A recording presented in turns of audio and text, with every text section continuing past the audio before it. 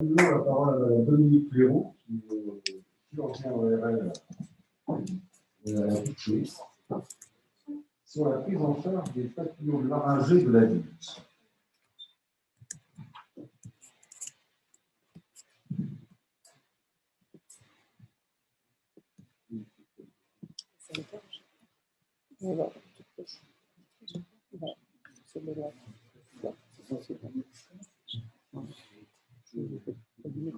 Oui. Alors, Monsieur le Président, Monsieur le Secrétaire général, mes chers collègues académiciens, alors je remercie de m'avoir invité à présenter un sujet. Oui, pardon, un sujet d'une pathologie qui est une pathologie considérée comme une maladie rare, de la papillomatose laryngée de l'adulte, qui est une pathologie qui est un sujet qui est devenu transversal entre le médical et le chirurgical. Qui est un sujet un peu d'actualité, qui est multirécidivant, et on va parler de chirurgie et de vaccination. Alors, pour définir la papillomatose laryngée, c'est une définition qui est très simple, ce sont les lésions qui sont surtout récidivantes, bénignes, papillomateuses, système respiratoire, et qui sont principalement localisées au niveau du larynx. Alors, deux types, il y a beaucoup de sérotypes de papillomavirus dans le corps humain, il y en a plus d'une centaine, et ce sont principalement deux types de papillomavirus qui sont le numéro 6 et le numéro 11. Pathologie vocale très importante, parce qu'avec de toutes petites lésions sur les cordes vocales, une dysphonie qui est très importante, avec une gêne fonctionnelle importante, une dégradation, à force de faire des chirurgies sur les cordes vocales, dégradation régulière et importante de la qualité vocale, à force d'avoir des cicatrisations permanentes. Le deuxième problème est une pathologie respiratoire, parce qu'avec des papillomes qui commencent à envahir le larynx, on peut avoir des dyspnées très importantes et des patients qui arrivent avec des gênes respiratoires majeures.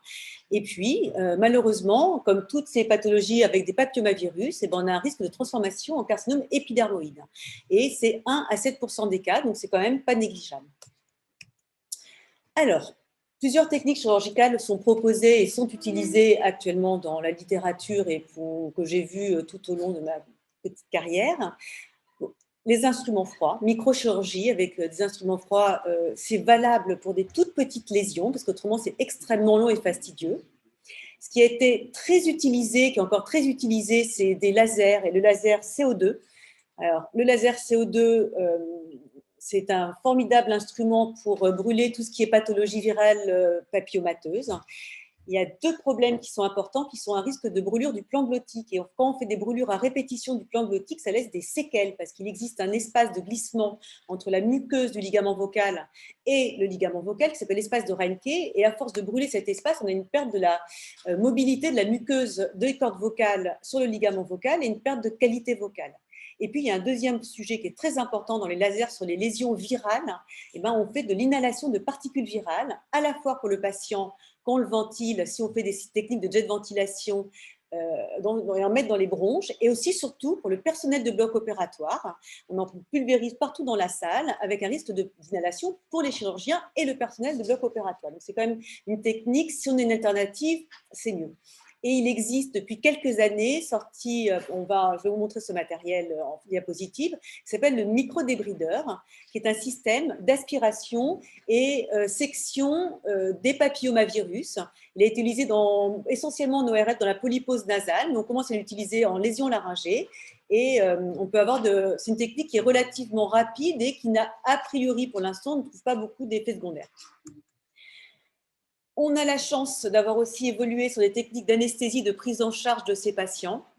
On opère au niveau du larynx, donc notre problème, c'est d'avoir une accessibilité à l'ensemble du plan glottique et des cordes vocales. Donc, on peut avoir des toutes petites sondes d'intubation, mais techniquement, c'est un problème d'exposition du plan glottique. On a les techniques très fréquentes qui sont les techniques de jet ventilation, qui sont des petits cathéters qu'on met en transglottique au milieu des cordes vocales ou en transtrachéale, avec un risque quand même assez important de pneumothorax. Et puis, alors l'actualité nous a fait avoir, avec le Covid, beaucoup d'appareils d'Optiflow. À la Pitié-Salpêtrière, on a eu énormément de patients qui ont été ventilés par Optiflow. Donc, il y a eu l'acquisition de pas mal de machines. Et on peut ventiler les patients et les opérer sous Optiflow. Donc, ça a une petite limite, mais qui est la même que la technique de jet ventilation, c'est qu'on a une durée d'intervention qui est assez courte parce qu'on monte le patient en hypercapnie et il ne faut quand même pas dépasser 30 minutes d'intervention. Alors, réintuber le malade, enlever le CO2 et repartir en intervention. Optiflow, juste pour information, s'il y en a qui n'ont pas encore vu ce qu'était qu'une machine Optiflow, hein, c'est un système de ventilation nasale qu'on peut utiliser presque dans des assistances respiratoires classiques. Et nos anesthésistes sont de plus en plus demandeurs de ventiler nos patients sous Optiflow plutôt que de les intuber, de faire de la jet ventilation, zéro risque pour eux. Hein. Juste contrôler l'hypercapnie et la saturation en oxygène. La technique chirurgicale que nous avons choisie, c'est la technique dont je parlais, qui est le microdébrideur, qu'on appelle aussi skimmer blade. C'est Medtronic qui a développé ce système de chirurgie. Et je n'utilise pas pour la microchirurgie, je n'utilise pas de microscope, parce que je trouve que c'est un petit peu lourd à manier.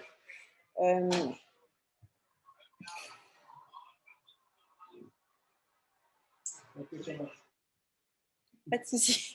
C'est un petit peu lourd à manier et finalement une optique au contact de la corde vocale est de temps en temps beaucoup plus pratique parce que je n'ai que deux instruments, l'optique et le shaver, le skimmer blade. Donc de toute façon, une optique se met au contact de la corde vocale et pour moi, c'est beaucoup plus aisé de travailler avec une optique de très bonne qualité collée à la corde vocale. Et puis, il y a un petit truc en plus que j'utilise moi personnellement, c'est de prendre un laryngoscope qui est ouvert latéralement pour avoir beaucoup de débattements sur mes optiques et sur mes instruments latéraux et pas un laryngoscope fermé. Juste pour vous montrer le microdébrideur, c'est un moteur tout simple qu'on utilise dans le bloc opératoire d'ORL, dans tous les blocs opératoires, qui peut être utilisé avec des systèmes de fraisage ou nous qu'on va utiliser avec ce système d'aspiration et rotation de canules aspirantes. Skimmer blade, alors je vous montre les photos de la canule que je vais utiliser, qui est une canule qui est très longue, qui fait 22 cm, qui arrive parfaitement au contact des cordes vocales, dans les bonnes courbures, directement se pose au niveau du larynx. On n'a quasiment jamais de difficulté d'atteinte et d'exposition du plan glottique. Et le bout de la canule, ce qui est important à voir, c'est qu'en fait, le système de section, qui est un système de rotation de section, est en dedans du système de la canule, ce qui fait qu'en fait, on ne coupe que ce qu'on aspire. Et le papillomavirus a une particularité, les papillomes, c'est qu'ils sont extrêmement mous et friables. Donc ça s'aspire facilement et on coupe vraiment ce qui a été aspiré. Donc peu de lésions et on va voir plus tard. Ce qui est intéressant, c'est qu'on a peu de lésions sur des zones compliquées au niveau du larynx.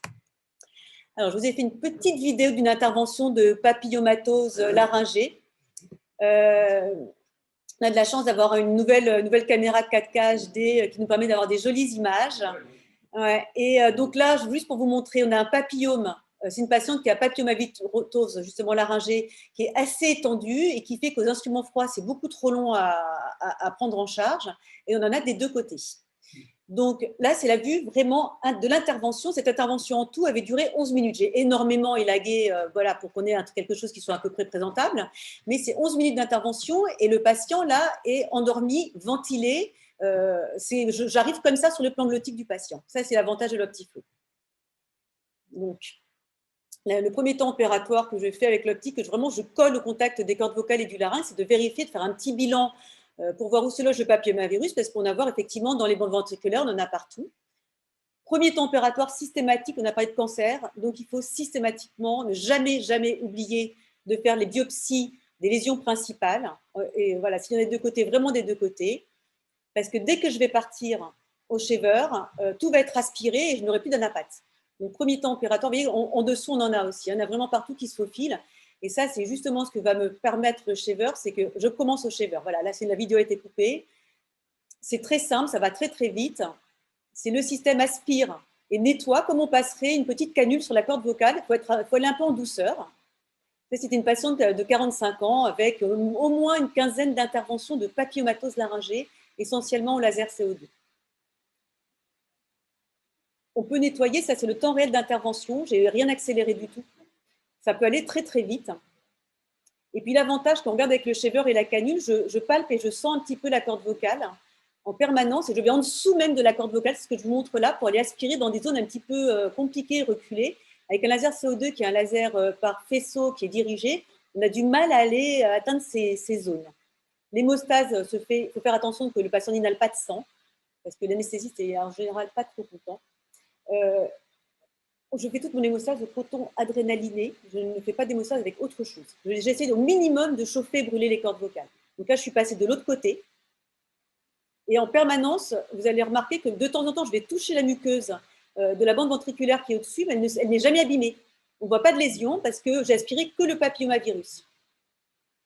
Donc, je vous montre un petit plan de fin d'intervention. C'est relativement nettoyé rapidement.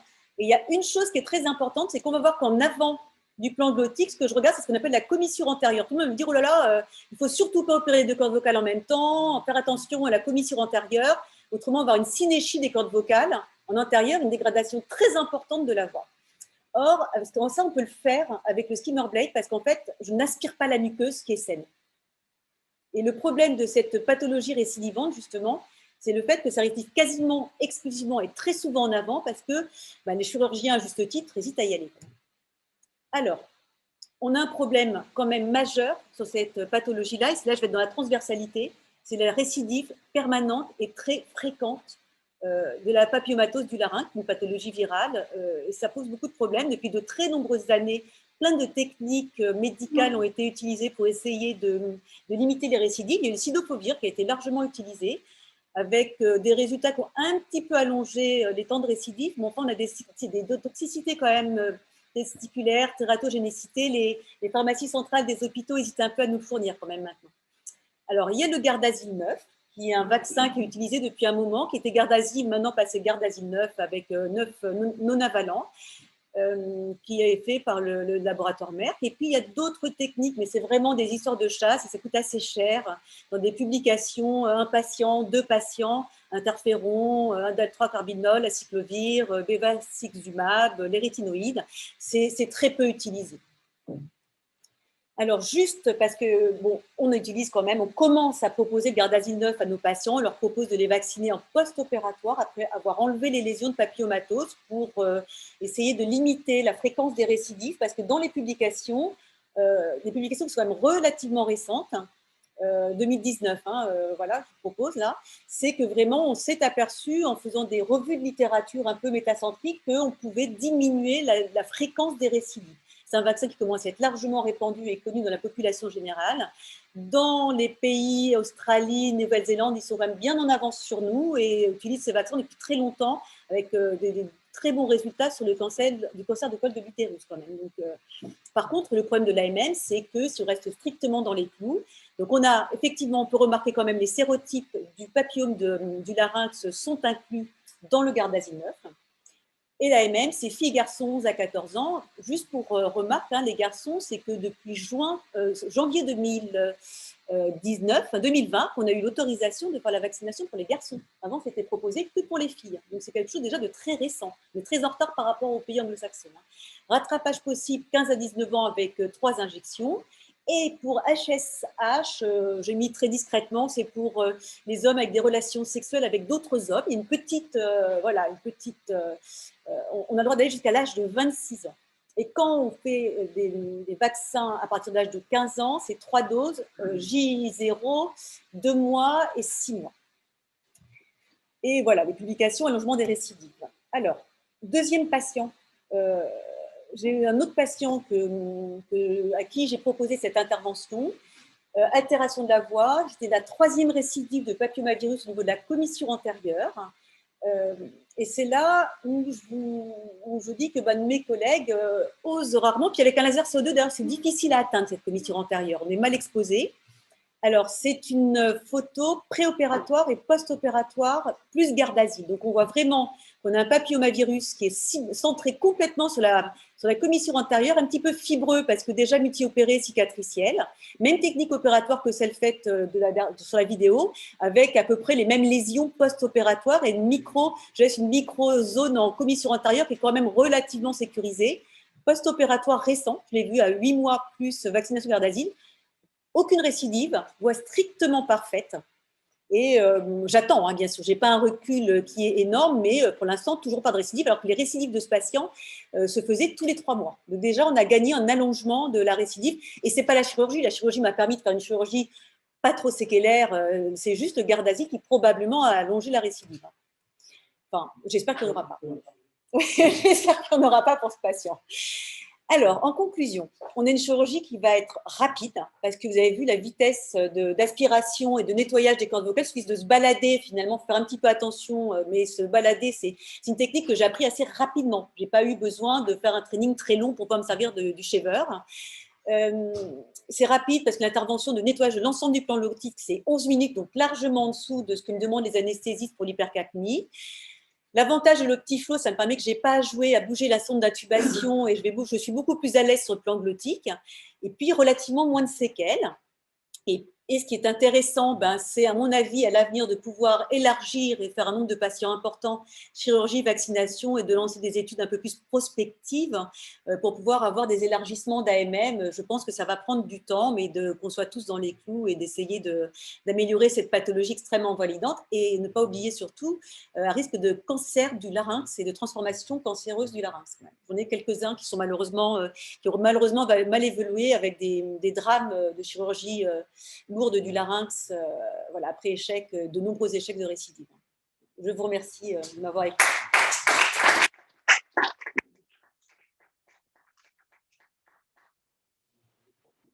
Oui, merci beaucoup. Donc en fait, c'est toute la vie le bras. Oui. Oui. Quelle est sa fréquence? Il me semble que c'était 4 à 5 pour 100 000 habitants. C'est pas anodin, c'est pas neutre. C'est pas neutre. Est-ce que vous avez des questions? Le micro pour monsieur. Il a son micro là-bas. On a un peu le même problème au niveau de l'œsophage, des fois à la hygiène supérieure et des œsophages, parce que longtemps les cancers de cette région-là étaient dus à l'alcool et tabac, et maintenant c'est autre chose. Et peut-être qu'on avait déjà un peu tout mélangé depuis fort longtemps et qu'on ne les cherchait pas parce qu'on ne savait pas les chercher, probablement. Nos labos d'Anapat, alors on boit peut-être moins et on fume moins, ça c'est pas faux non plus, mais nos labos d'Anapat ne savaient pas les reconnaître et on faisait moins de recherches virales et de typage viral des lésions et on fait de plus en plus de typages viraux dans les cancers, par exemple de l'amygdale, pour vraiment se rendre compte que on en a quand même beaucoup plus que ce qu'on pensait. Dans un établissement comme Forcy, par exemple, où ils ont beaucoup de cancers des voies aériennes supérieures avec des œsophages supérieurs, c'est plus l'alcool, c'est plus le tabac. Oui, absolument. C'est exactement la même étymologie. Alors, ma deuxième question, c'était chez les professionnels de la voix, qu'est-ce que ça donne ça? C'est-à-dire moi, je suis toujours intrigué par ces gens qui ont des problèmes. C'est dû à presque à une maladie professionnelle. Chez les professionnels de la voix, les problèmes du corps vocal sont fréquents. Oui. Et je suis toujours intrigué quand j'apprends qu'ils sont capables de rechanter après. Je pense à Nathalie Dessay, par exemple. Oui, pardon. Oui, on est Madame Nathalie Dessay. Enfin, je ne voudrais pas cibler qui que ce soit, mais là, on est dans une pathologie infectieuse, multirécidivante, qui peut atteindre qui que ce soit dans la population et totalement indépendant. Alors, si ça arrive chez un professionnel de la voix, c'est dramatique, parce que j'ai quelques enseignants. Là, j'ai là, c'est une enseignante en l'occurrence, et ça pose d'énormes problèmes professionnels parce que ce sont des arrêts longs et des reclassements professionnels, et c'est un véritable problème. Donc, c'est pour ça que là, on lui a proposé le Gardasil. Et elle va être suivie en multidisciplinaire et infectiologie aussi. Merci beaucoup pour ce très bel exposé. Alors, Nathalie Dessay, elle ne chante plus tout à fait le même répertoire maintenant. Elle a changé. Mais là, je fais qu'on change de répertoire aussi. Mais moi, je trouve que votre exposé est très riche, en fait. On parle de choses très simples, on parle de beaucoup de choses à la fois, la fin de la question. Et le shaver, vous réhabiliter. Parce que pour moi, le shaver, qui est un service pédiatre, on peut voir les collègues orthopédistes, j'ai l'impression que c'est un instrument un peu grossier, comme ça, un peu pâteau, c'est bien, mais enfin, c'est parce qu'on n'a pas d'outil plus précis.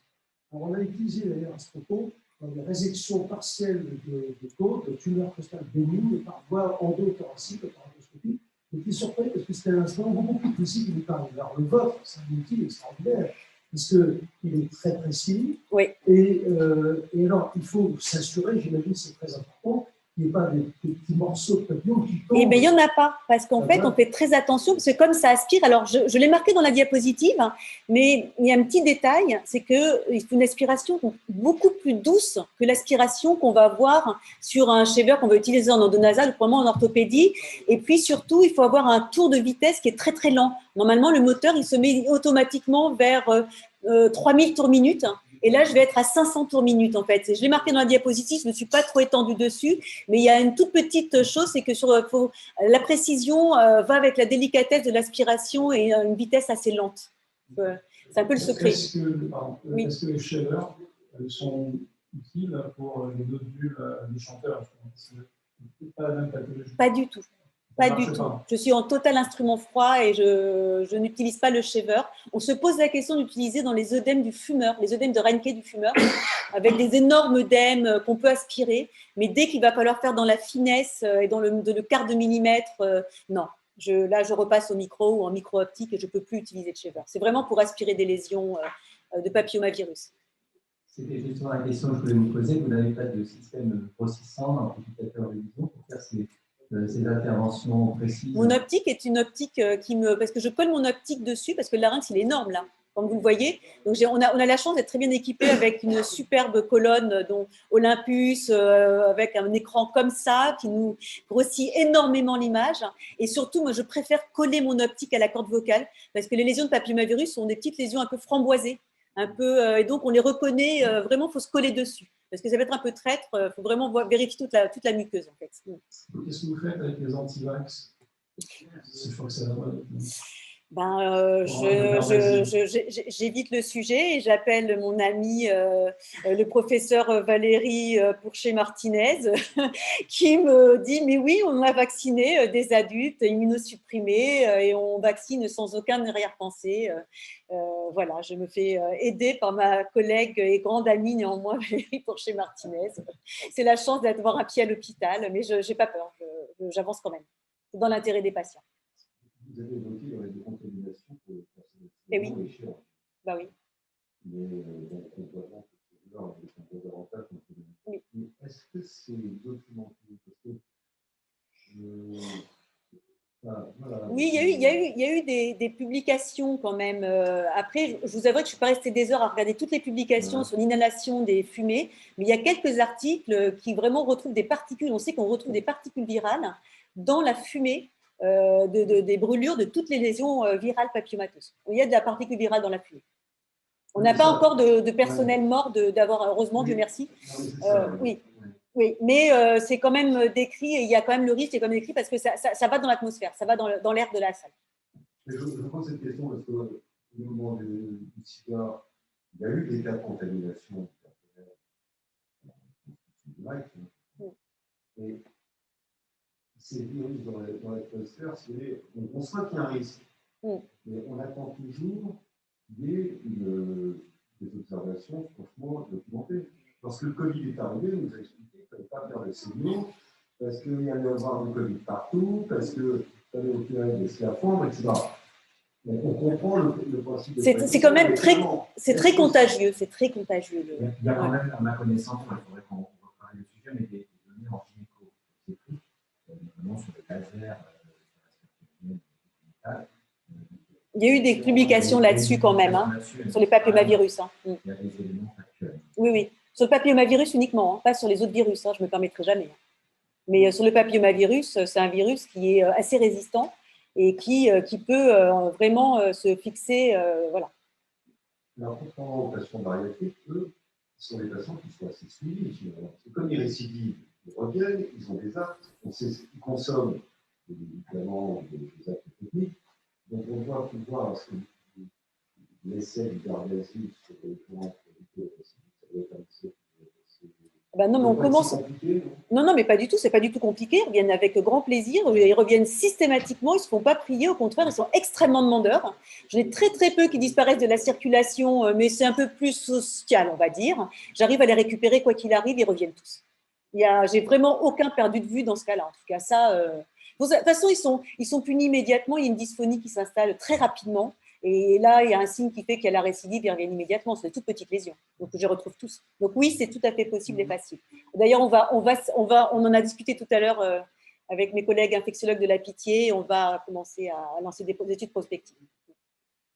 Bien. Est-ce qu'il y a encore des questions? Eh bien, merci beaucoup. Je vous en prie, c'est moi qui vous remercie de m'avoir invité.